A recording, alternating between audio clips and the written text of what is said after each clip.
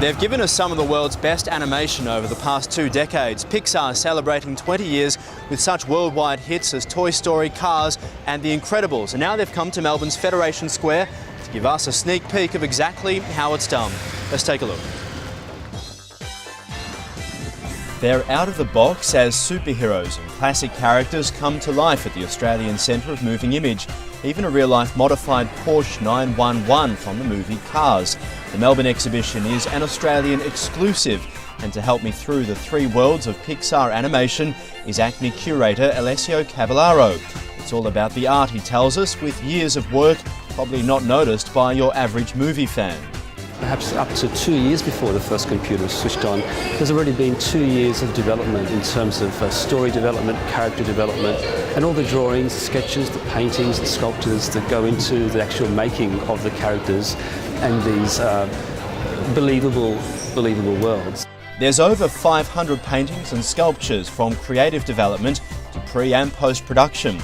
But we also get an insight into the most important aspect of any film. As Pixar has always reminds us, without a great story, you just don't have a great film. And keeping that in mind, the first section of the exhibition focuses on character, the human face of animation. From concept scripts and drawings to the final appearance of Pixar films. Of course, who could forget the extravagant Edna Mode from The Incredibles?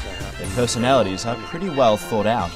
This is a hobo suit, darling. You can't be seen in this. I won't allow it. And what is amazing is just how strong these characters look unanimated, on the page, so to speak.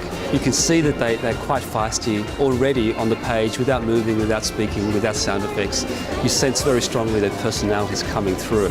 And for those keen to know just how animation works, there's a spectacular zoetrope that puts in plain sight exactly how the magic happens. A huge section is devoted just to colour and the world of Pixar. This is where the animators put the final touches, but probably the most obvious to most of us watching the films. It's a kind of step-by-step shot of the characters, the close-ups, what spaces they inhabit, where they will be moving to next, and so forth.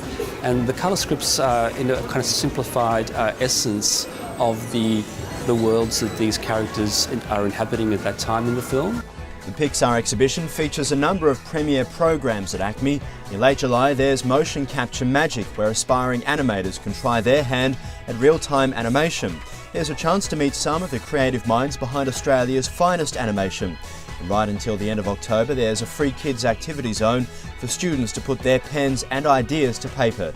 The exhibition runs until the 14th of October. From 1987 until 2007, 20 years of Pixar animation on show at ACME at Federation Square.